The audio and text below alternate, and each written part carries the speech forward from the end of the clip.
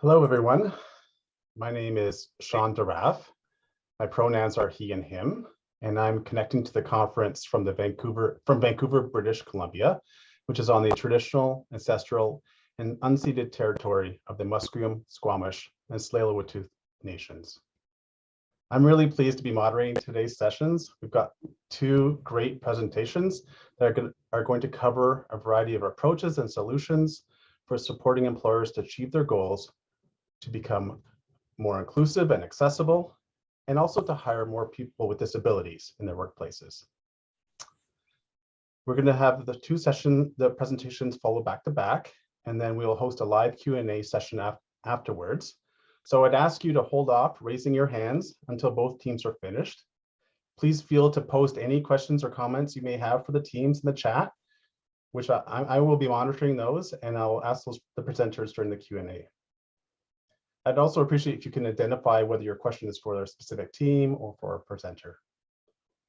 So to start us off, I'd like to invite the left turn, right turn accessibility team to introduce themselves and start their presentation. Great, thanks so much, Sean. I'm great, there we go. I'm Carol Wilkie. My pronouns are she, her. I am with Left Turn, Right Turn Accessibility, as Sean said. We are a small accessibility consulting firm that support organizations to make meaningful and impactful change to transform things around accessibility. And I'm here joined with Natalie Rose and Emily Coulombe-Boulet. Natalie's with me at Left Turn, Right Turn Accessibility, and Amélie is here from Via Rail. You both get a chance to introduce yourselves in a minute. Maybe I'll also just start by saying I am a white woman with long brown hair and glasses sitting in an office with a bright red blazer on and a t-shirt on underneath. My combination of professional and casual all at the same time. So maybe we'll start, and then I'll let Emily and Natalie introduce yourselves when we get to your section of the presentation. So I'm actually just going to start off by, I know these pieces are probably things that everybody's already aware of, but kind of centering where our hour-long panel is talking about. So we're going to talk about a little bit about the law. So I'm a lawyer by background, but transitioned out of practice, I don't know, 15 years ago or so. Let's not get too more specific. Because I wanted to help organizations make more meaningful change than I could help when I was doing that through a courtroom. We're going to talk a bit about how we've approached helping organizations through a process of uncovering bias and identifying improvements through that. We've done that through a gap analysis. And so I'm going to walk you through that process. And Emily from Via Rail are one of the people that we've done that with. And she's going to be able to talk about her experience along that journey, or Via Rail's experience along that journey. So I'm just going to start by a quote, which I'm sure is not going to be at all surprising to this audience, which is, persons with disabilities face stigma and discrimination based on perceptions of their physical and cognitive capabilities, performance potential, importance, and value. This results in a restriction of their ability to receive necessary accommodations, to enter the workforce, perform optimally, and advance in their careers. And obviously we're very familiar with this, but the real piece that we're going to focus in on in much of our conversation is about the stigma and discrimination that underlies so much of this experience. And that often measures that are put into place to help people with disabilities get into the workplace are aimed either at the person with the disability themselves, or are about just putting in some processes and changes into place. And we really have been using a methodology to help uncover biases and address those more specifically. So I'm sure many of you are familiar with that we have laws across the country about discrimination and prohibiting discrimination. And here's 4 bullets describing different ways that discrimination comes up. And that may be about treating someone differently. Natalie, back up. Thank you. For example, charging them more. It might be some rules that are the same for everybody, so neutral rules that are applied differently to different people. And sometimes those are identification requirements that only some people have to give their identification, but not everybody.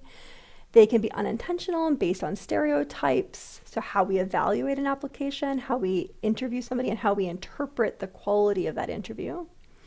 And they could also be retaliation for complaining about discrimination. And this is really laws that have been about one-off, responding to these things one person at a time, one situation at a time. And so actually in many provinces across the country, we've been moving towards an environment of accessible standards legislation instead. So on the next slide, we actually have a map of Canada showing that we have currently, it's a color-coded map of Canada, showing that right now we actually have disability standards legislation in British Columbia, Manitoba, Ontario, Quebec, Nova Scotia, and also across Canada federally. And that we actually have it being advocated for in 3 other provinces, Saskatchewan and Yukon, Northwest Territories. So 1 province and 2 territories. And this is really trying to say we can't just deal with these issues one employee at a time, one workplace at a time, but to try and be more proactive, to fix things before they happen. And so many of these pieces of law across the country have some very similar elements to them around training, some requirements about how you give information to employees. I think, Natalie, I think they're listed on the next slide. How you give information to employees, making plans around barriers, so finding them, making a plan to remove them and to prevent them going forward, to publish to the public what you say you're going to do so that you can actually then be held to those. And we find that with many of our clients, the conversation typically starts by some concern about laws and complying with those, and then are about stretching beyond that, going beyond that and imagining a world that could be, or a workplace that could be much better, not just meeting their base legal requirements. And so on the next slide, we're just talking about bias, which is really, for all of these laws, even the most, when we give very specific details, they actually don't do a great job at uncovering bias. But research has shown that human resource practices, attitudinal barriers, and biases are some of the biggest problems that people with disabilities are facing.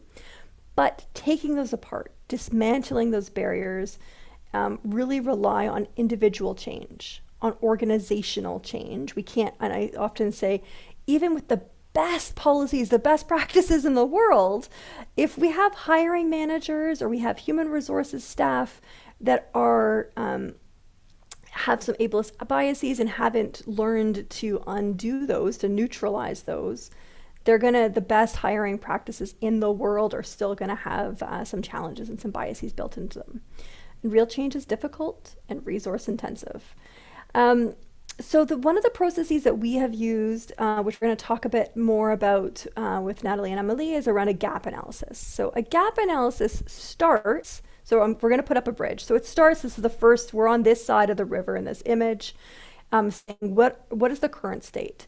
Where are things right now? What do we know about how things are right now?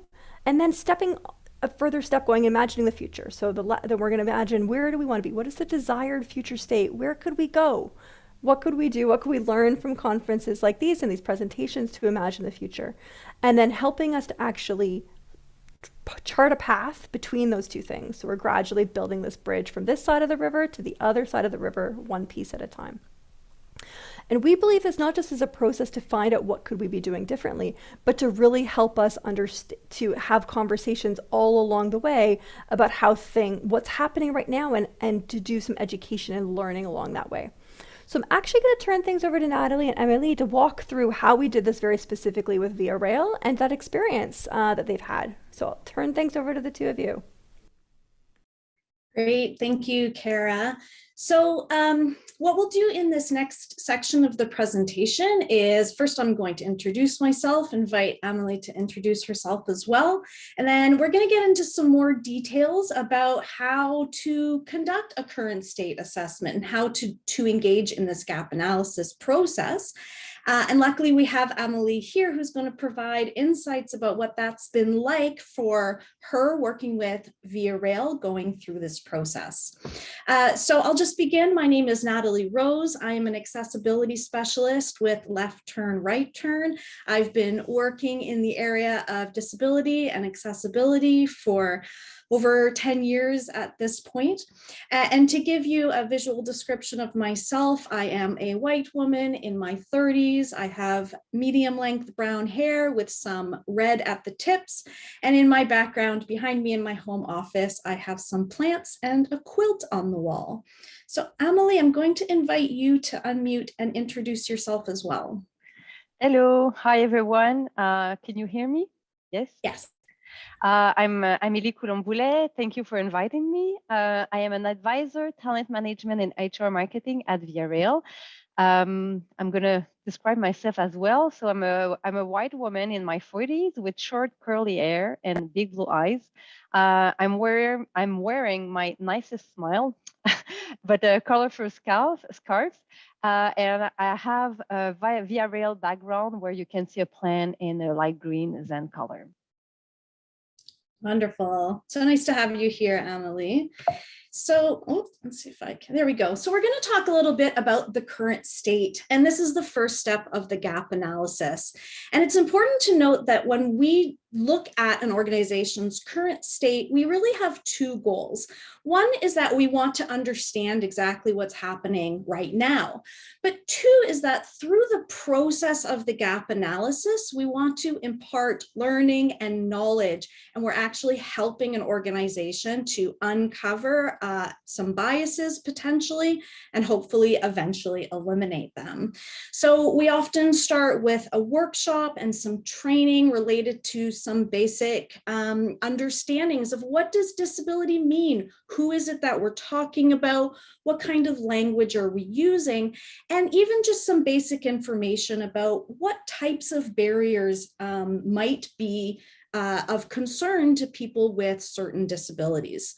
And so once we've done that training and we start to have some discussions, we can actually go away and start with some knowledge collection, some data collection. So we might interview some people throughout the organization to share their thoughts and ideas. We might run focus groups or interviews. We might run some test applications. Again, specifically if we're looking at hiring and recruitment in an organization, we might run some test applications through their system to see what happens.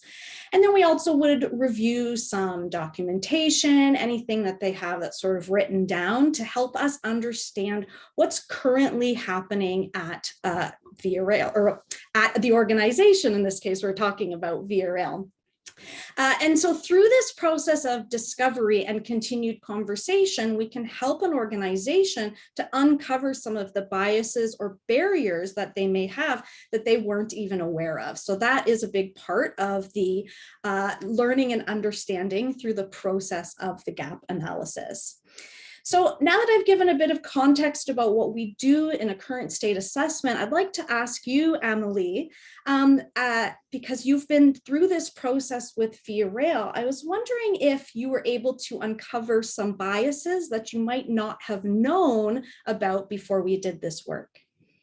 Yes, of course. And it was really interesting in the process because when we thought, or when we think about biases, we usually think about unconscious bias like gender, ethnicity, stuff like that. But in our case, when we did this process, we realized that there were a bias related to our industry, which is transportation. The employees participating in the workshop were very often referring to the notion of safety and security, even though this was not an issue for many positions. I mean, if you work in communication in Via Rail, the security or the safety is not is not a problem. And also in terms of accessibility, people are always thinking, oh, we cannot have people with disability because we have this safety and security rule. And it really does not apply to many, many things. And often, even if it's applied, sometimes it can be challenged. So it was extremely interesting to realize that as individually and as a group, that we had this bias that was really related to our industry, and that could be considered as a barrier to many, many actions that we could take. That's So, wonderful. yeah. Thank you so much for that insight. That was very interesting to go through that process. Especially, you're right, the industry-specific barriers that could be uncovered in a lot of different industries, but with our work with Via Rail, some specifics around safety and training. So just in the interest of time, I'm going to move into the next step of the gap analysis, which is really trying to figure out what does the future look like, or even what could the future look like. So in this step of the process, we want to sort of look beyond the organization that we're working with and think about what else is out there, what best practices have been established, and what are other people done to ameliorate some of these problems, because we don't need to reinvent the wheel. If the solution already exists, then that's what we want to know about. So through the process of the future state assessment, we usually do two things. One is we look to literature to see what already exists in terms of talking about best practices with regard to a particular barrier or an overall approach. And the second key piece that we engage in are peer interviews. So we look for organizations that are considered or could be considered peers to the organization that we're working with. We try to look for organizations that have a similar industry, or they're similar size, or they have similar concerns. For example, as Amelie already pointed out, safety concerns like within the transportation agency. And we go out and we ask them what they're doing. What have they done? Have they encountered the same problems? Are they working on any solutions that are particularly innovative? And so through looking at what peer organizations are doing and what's in the literature, we can sort of gather a collection of what might be possible to help the organization moving forward to get to the state that they want to get to. So that is the step of the future state assessment. Amelie, we've actually just really sort of concluded that state or that step together. So I was wondering, for your perspective, was it helpful to hear about what peers are doing, and did that help influence decision making or maybe buy-in along the way? Yes, indeed, it was extremely interesting and truly effective, I must say, to convince my colleagues and the team, because sometimes, like, for example, you would propose a solution, but they would say, oh, it doesn't apply to an industry, or it doesn't work for us. But then when you show what the peers are doing, it makes the suggestion less impossible or more possible. And I think that the fact that it was peers, for example, other industries in the transportation and even in the rail industry, was even more effective. And I remember that you brought a few examples. I think one was a mechanic who has a hearing problem working for transportation industry, and where you need usually to be able to hear things really well for the industry standard. And just quoting this example, it just we could see people in the room, like to see that they see the possibility of doing this type of thing. So yeah, I think that this is truly something to keep, because people work with examples, and when they have example of their peer, it makes the thing more concrete and more feasible. Yeah, absolutely. It creates a tangible option rather than more of a hypothetical potential possibility, when you can actually see that the solution's being implemented in place. Yeah. So thank you for that insight. So the final step of the gap analysis is to bridge the gap. So we want to make a plan from how we're going to get to the current state to the desired future state. And on this slide, there is a graphic. It's just a little simple representation of a road, right, to represent that we're going from one place to the other. So this step often involves asking a lot of questions, and that those questions can eventually be developed into a plan. So we want to know what needs to happen first. Sometimes there's one piece that needs to come before another one. Sometimes we're going to determine that a solution is a higher priority, so it maybe needs to come first. So that's part of the analysis. We really want to think about too whether the organization and the leadership of the organization is on board and ready for change. So at this step of the gap analysis, we really try to focus on bringing in key decision makers, because it's all well and good if we've got sort of a team of lower level staff working with us who think it's a great idea, but then they don't actually have any ability to implement the changes. So we want to make sure that the organization and its leadership are on board. And then finally, we want to consider what time and resources are going to be needed in order to make these changes. As Kara said earlier, change is hard, and time and resources are a big part of what makes it hard. So we want to keep in mind what an organization is able to do within the resources that they have. So Amelie, we are about to move into this step of work in terms of making a plan and sort of finishing this gap analysis process with you. I'm wondering if you can share any thoughts or feelings you have about this final step, or if you anticipate any challenges or pushback from within your organization. Yes, of course. But first, I'm very excited to go through the plan because I think that we can have a real impact. So I'm really happy about that.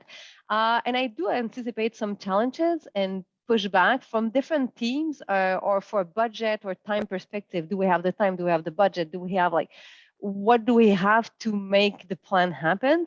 But the good thing is that accessibility as a whole is a priority for Viariel and the CEO and for the high level management. So I know that there will be support, and I'm pretty confident that we will see improvement in the next months and years, also because we have the support of the high direction and the CEO, because they think it's super important, and also that they have other teams working on accessibility, for example, for the stations, for the new fleet. So accessibility as a whole is a real priority. So I think you might see some change in the next months and years.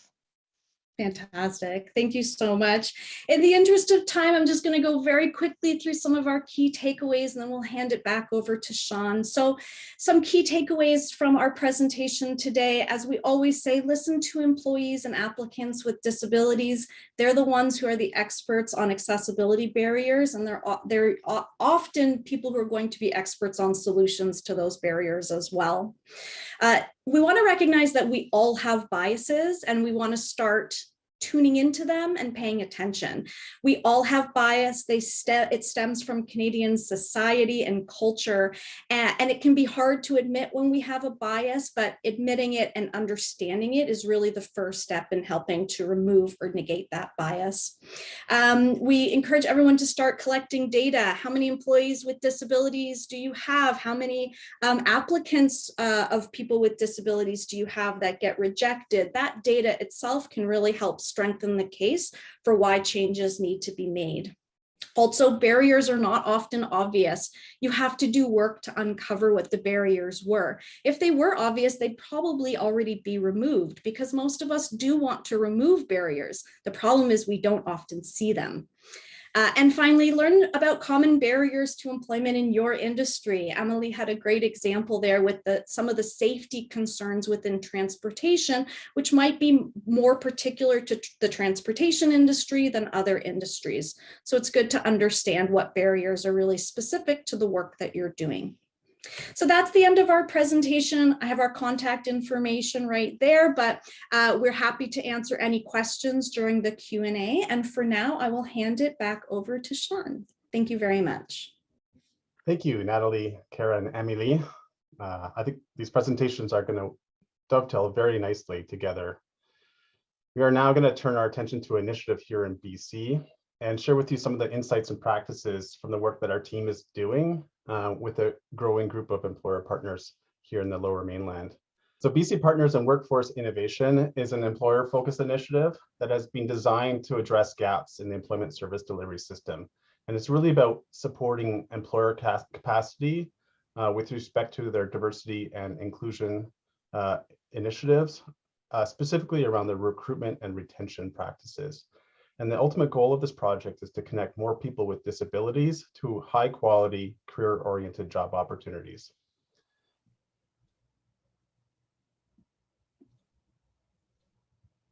So we're going to have a team presentation here today. Jasmine Marchand is going to start off with a discussion on the actual model itself. Jasmine is a member of our inclusive workforce consultant team, and she's going to speak to her experience from the perspective of an HR professional who's working directly with employers and our job seekers. And then Naomi Fraser is going to speak to the research that our organization is doing to support this project and understand the emerging practices and insights from conducting this type of approach. We're going to begin with a bit of a project overview, and then we're going to talk about an emerging framework called the 4 Pillars of Accessible Employment. And this is a practice-based framework that we think is providing some great insights into what key pieces need to be in place for employer partners in order for them to really shift the needle in terms of their recruitment and retention practices, and helps us understand with employers where there might be some gaps, which we might be able to address together. And then finally, Naomi will talk about the research findings, the work that we're doing with our employer partners to assess where they started and what progress they've been making working together with our team.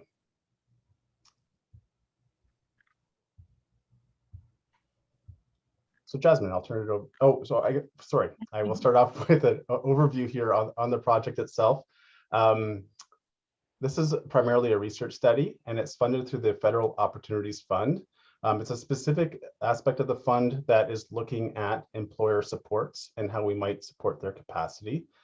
SRDC, or the Social Research and Demonstration Corporation, we are the project lead, and we are also leading the research components of the project. We've contracted with McLeod Silver HR Business Partners, and they're a team of HR specialists who are leading the work of the Inclusive Workforce Consultant team. So the overall focus of this project is twofold. One is how we might understand how enhanced employer supports and supported workplace experiences can enable BC employers to achieve their diversity, equity, and inclusion goals. And then the second part is understanding how this work is leading to generating long-term career opportunities for job seekers. And these are job seekers who are recruited through a variety of means, primarily through our network of service partners. And then more recently, we've been extending out and recruiting more broadly through social media, LinkedIn, and other types of approaches. Now, Jasmine, I'll turn it over to you.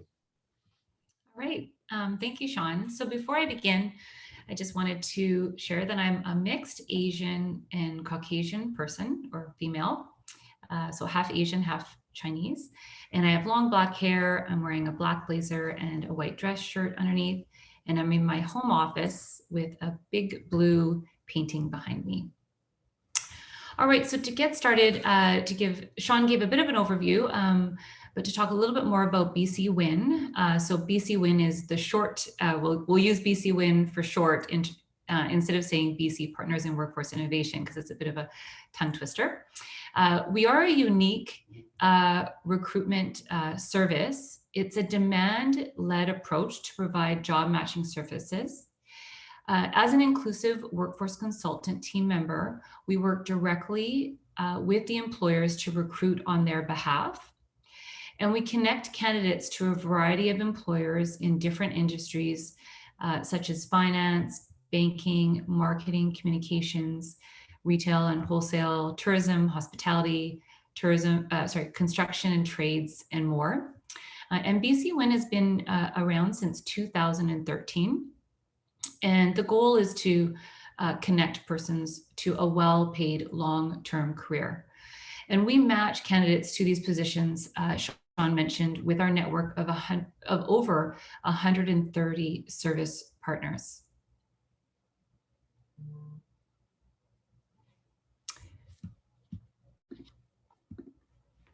So some of the things that we do with our employers is we work with them to develop inclusive hiring and recruitment strategies. We support our employers and provide ongoing advice to help retain the new employees.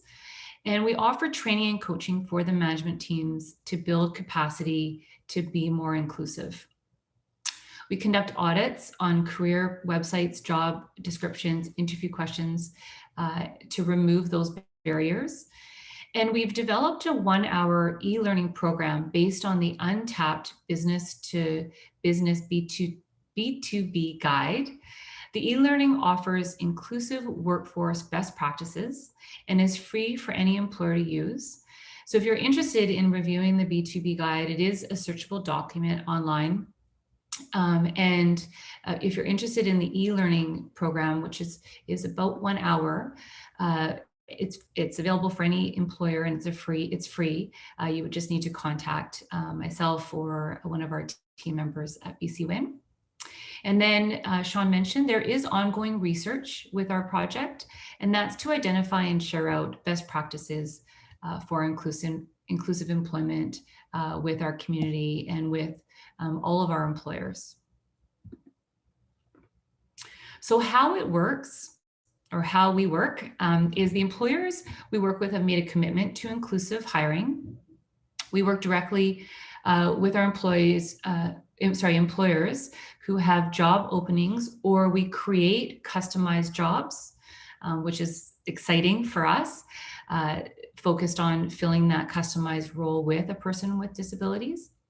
We send out our recruitment campaigns to our network, and that network is made up of post-secondary institutes. In BC, it's our Vancouver Coastal Health, employment service agencies, nonprofits. And so we work with that group, and they source candidates and refer those qualified candidates to BCWin. An inclusive workforce consultant like myself interviews those candidates, and then we refer the qualified candidates to those positions. We focus on the candidate's abilities in relation to the job. And if there's adjustments or accommodations required, we would arrange that with our service providers as well as our employers. And we also put candidates through any initial assessments if required to speed up the hiring process.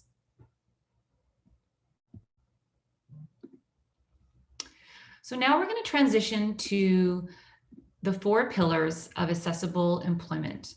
And so it starts off, the BCWin, with working with employers over the last 8 years, has created this model. And it's a really easy model for employers to adapt into their workplace. So what you first start off with is pillar 1, which is the first one on the left. And that is commitment. So you're building that foundation for inclusion, putting practices in place, creating community partnerships, and then then you're ready to shift to readiness, which is all about preparing organizations to be inclusive, making sure hiring managers are trained, looking at all the things that you could do to adapt and ensure that the organization is ready to be inclusive. And then you start shifting to recruitment.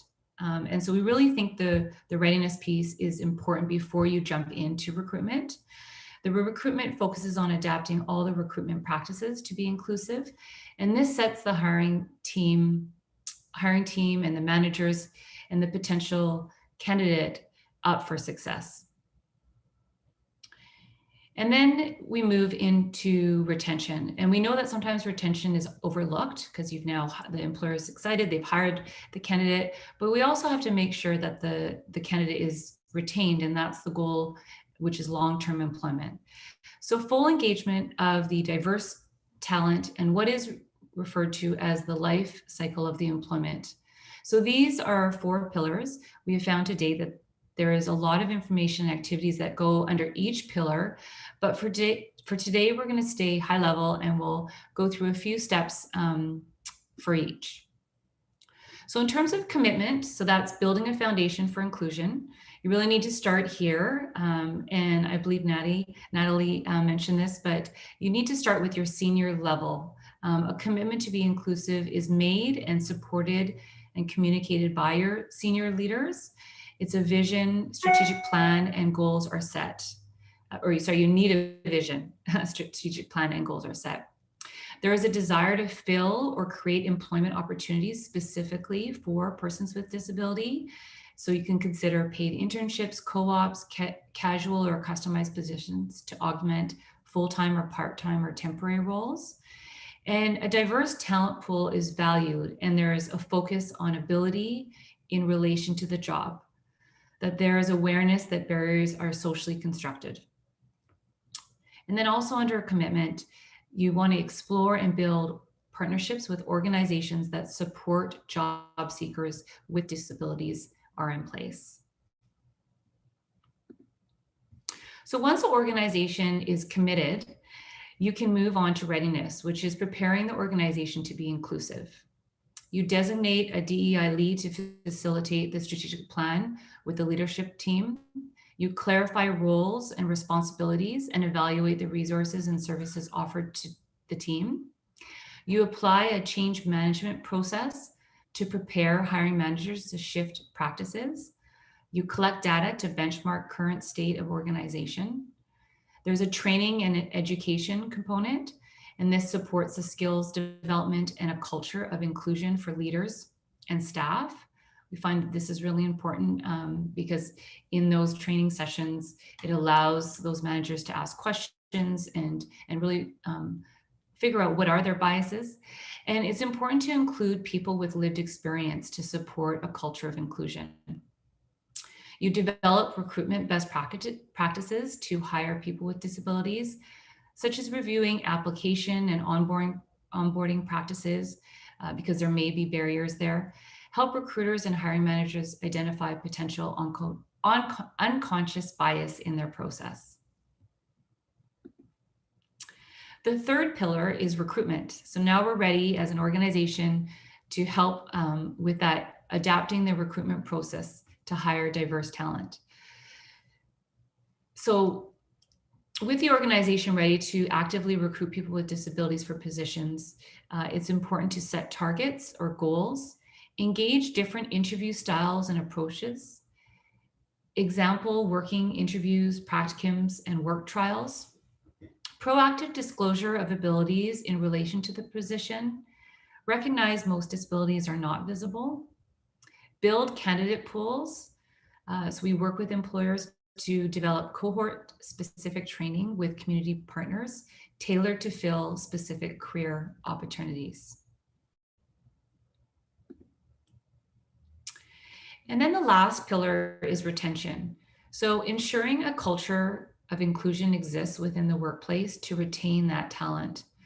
Because if you don't, that new hire, that candidate won't stay and won't be retained. Ensure identified adjustments or accommodations are in place from the start and ongoing. Use a job coach as required in the orientation and on-the-job training. Incorporate other ways of learning a new job, such as task lists, visuals for people who are neurodiverse. New employee supports and resources. Make sure employees know who to reach out to for internal support.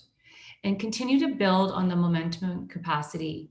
Ensure all your leaders are trained on the 4 pillars.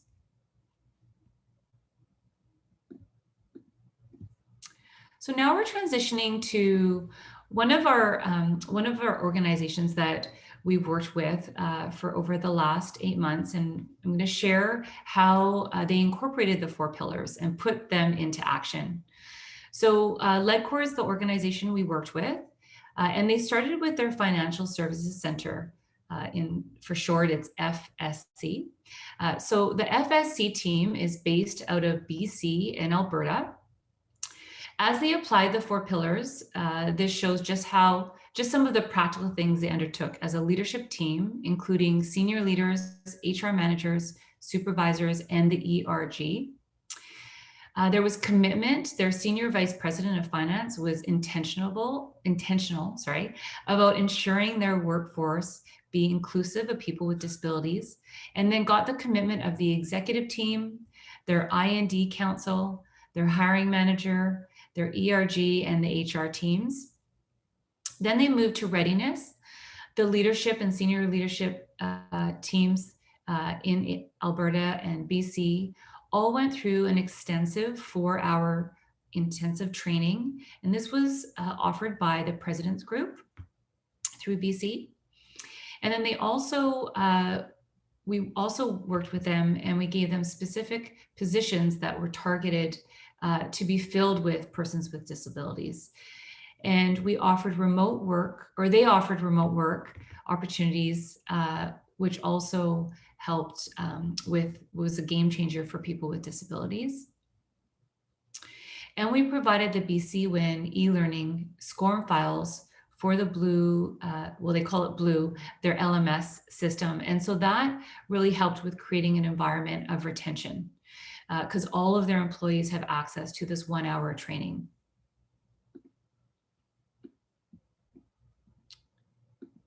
Oops, just 1 second.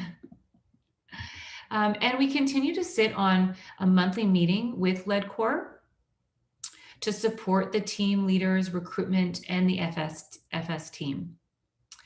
It's been a great partnership, and we look forward to expanding the targeted hiring of PWD, persons with disabilities, into the different areas of the company. It was really great to see how they applied the 4 pillars and put it into action within that one team group. So now I'm going to turn it over to Naomi, who's going to review the SRDC research findings. Thanks so much, Jasmine. Before we start, my name's Naomi Fraser. My pronouns are she, her, and I'm a white woman with blonde hair, wearing glasses. Hopefully the glare is not too bad for you on the screen. And I'm sitting at home with a white background. So I'll just spend a little bit of time reviewing how we've looked at the BC Win model and the 4 pillars in terms of how it's contributed overall to employer capacity in terms of building accessible and inclusive workplaces.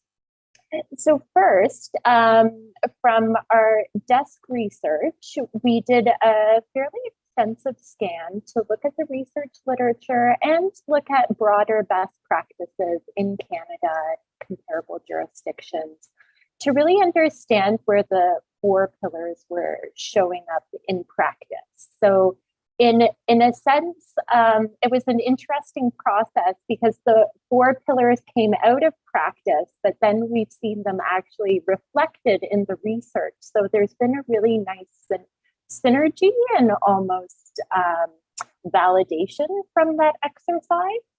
But one of the things we found that was really interesting in this phase of the research was how much the 4 pillars and how much BC Win works with employers where they need it most, which is actually before they begin recruiting persons with disabilities, really concentrating on the concrete things they can do to prepare an organization to identify and address barriers before they're expanding their talent pool. And one of the things we've learned in this exercise is that BC Win and the 4 pillars model really offers a way for organizations to build their disability confidence. And they do this through a model that researchers have called the trusted broker.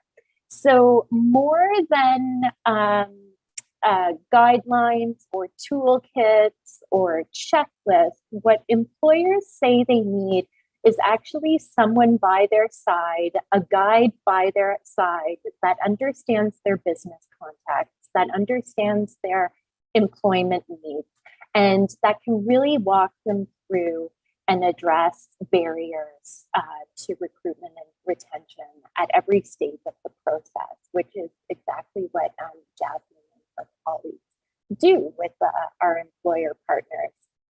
So then as we moved into actually looking at how employers are engaging with the 4 pillars, what we did is that we took up this model and created an assessment tool out of it that we're still experimenting with.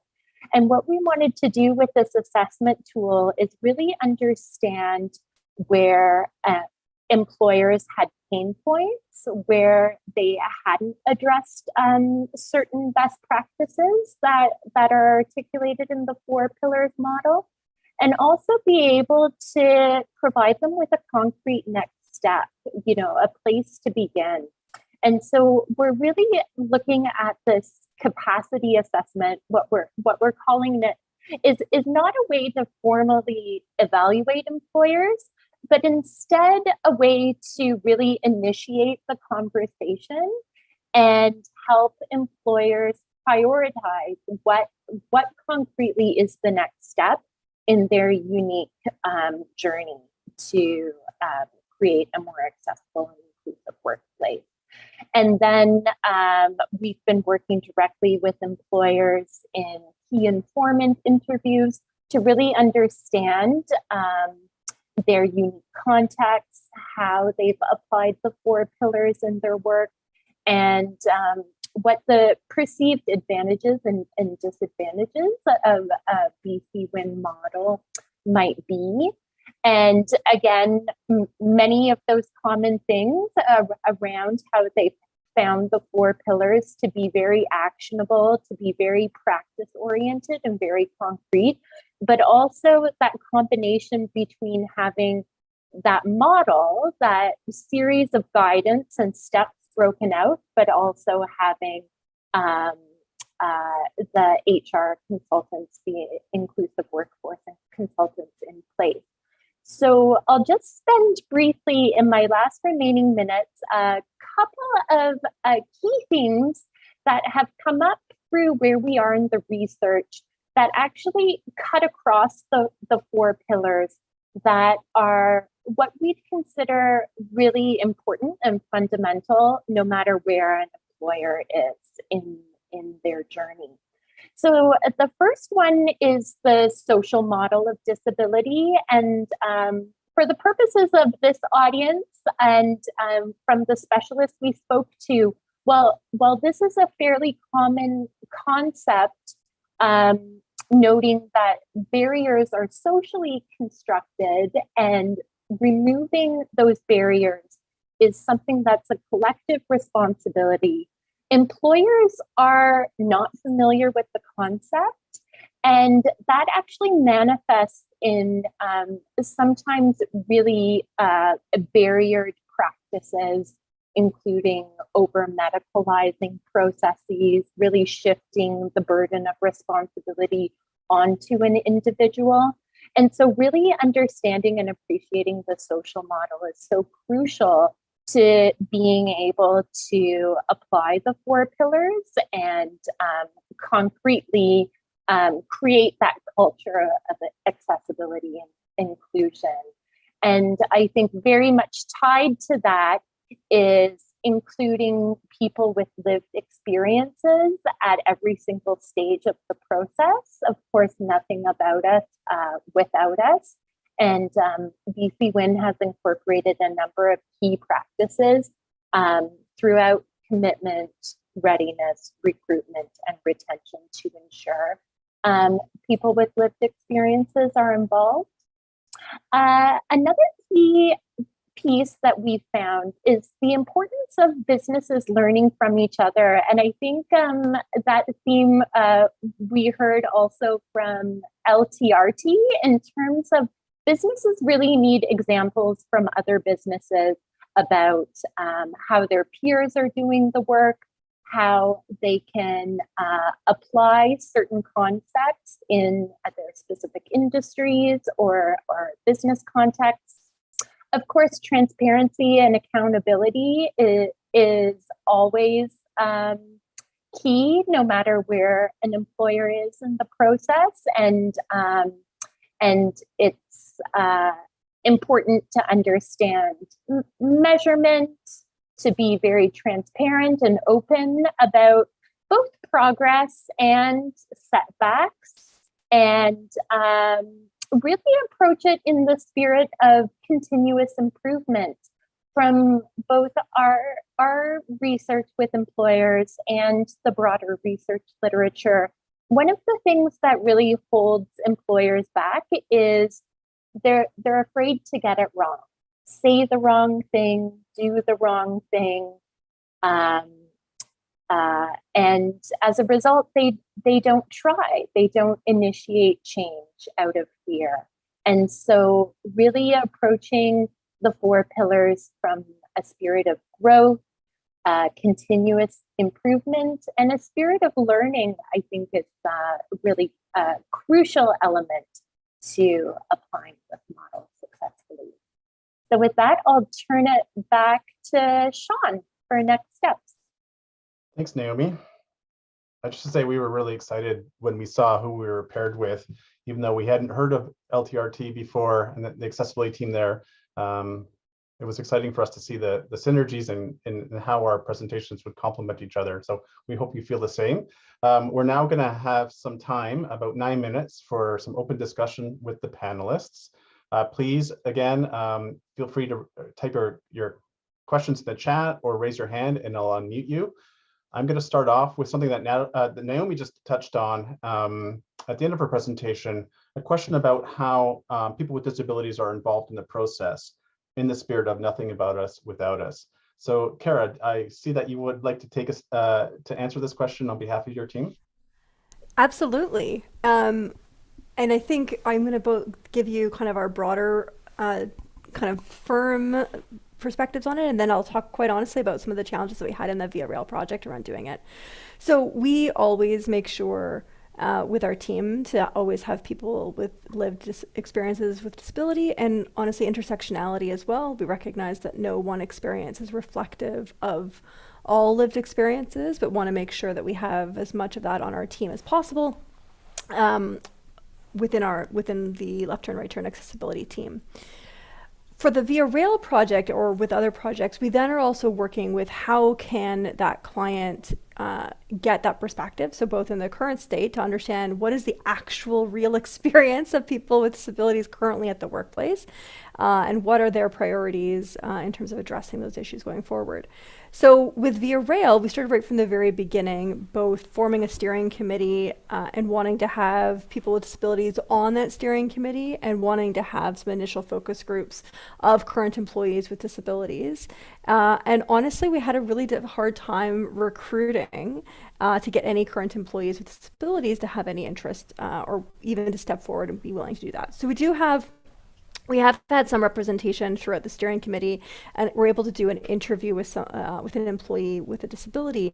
But I think actually the challenges in recruiting people with disabilities that are currently working there is ultimately through our future state or our action plan is something that we can flag or are flagging for Via Rail of both an indication that they need a better way over the long term to establish a forum to hear these voices of people with disabilities across the organization, and in fact may be indicative of past experiences. Sometimes people are much more reluctant to step forward and share their experiences if there hasn't been necessarily a relationship of trust built over time within any particular setting.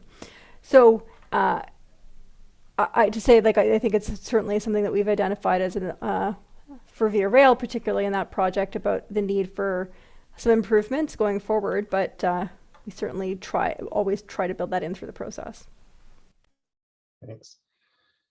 Naomi or Jasmine, do you want to speak a bit further about how people with disabilities are being included in both the way that the project's unfolding and the research that we're conducting?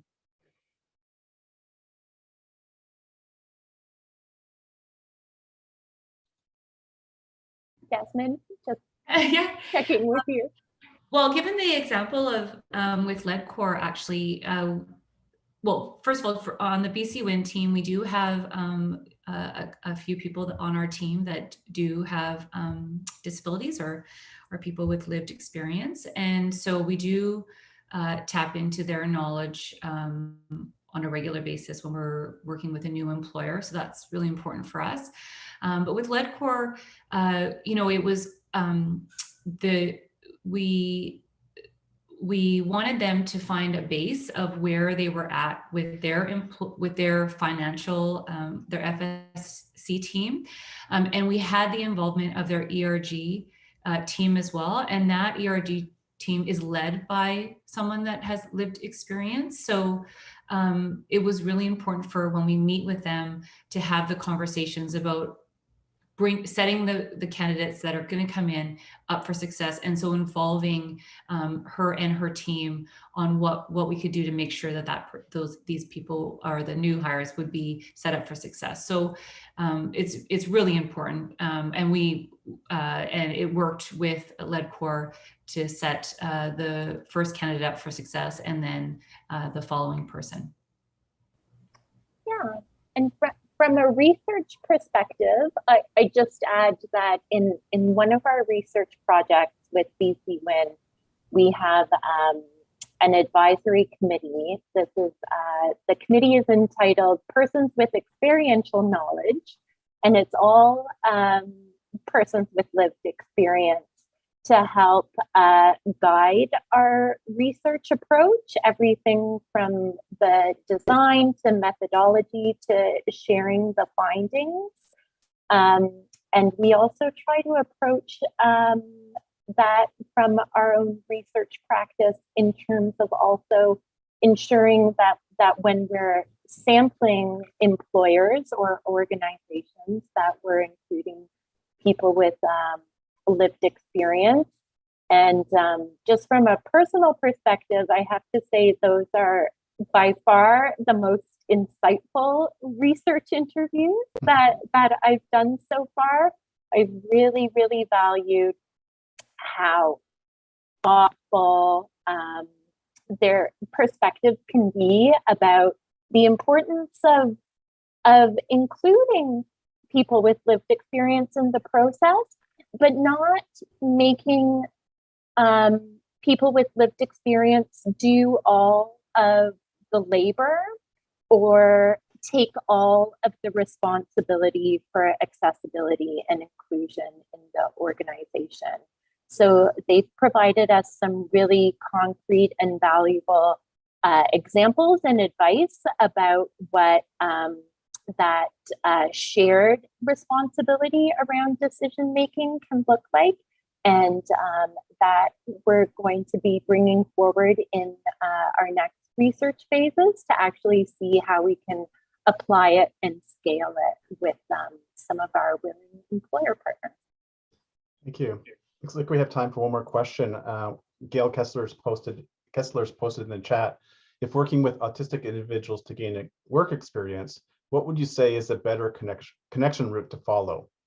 Find employers that are already working with inclusive policies, or recruit new employers and train them to help them overcome their fear of getting it wrong? It's a great question. Jasmine, do you want to take that? And then I'll turn it over to the LTRT team to also provide their answer. So we have someone on our team that we work with that is a specialist when working with autistic individuals. And I think that a lot of our employers that we're working with, we do training to help them prepare to bring in someone that has autism or is on the spectrum.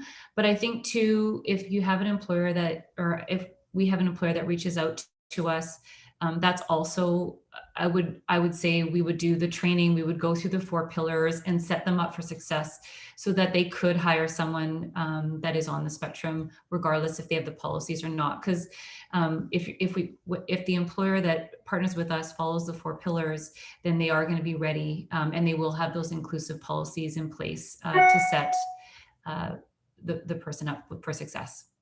Thank you. Kara, Natalie, if you want to address that.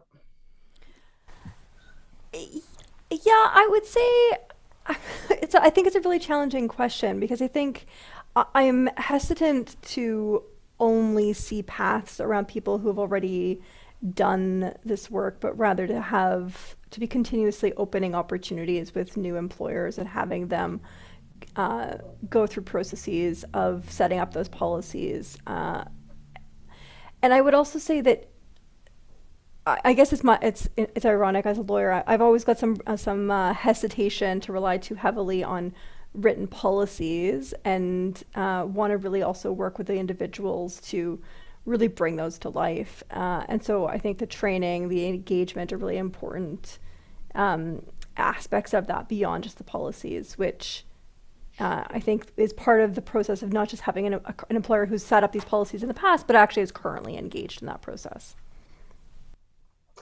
Great, thank you. Well, it looks like we're right at the end of our time. Thank you to both teams for your presentations today. I understand that there's no central closing for the day, so I would like to invite you all to return again on Monday, December 6th, to resume the conference. And we'd also like to invite everyone to the conference hall where you can watch short pre-recorded presentations and visit some of the exhibitor booths. And I also want to thank our interpreters for their support for today's session. We couldn't do it without you, so thank you so much for making sure that this session has been inclusive for everyone. Thank you, everyone, and I hope you have a great afternoon.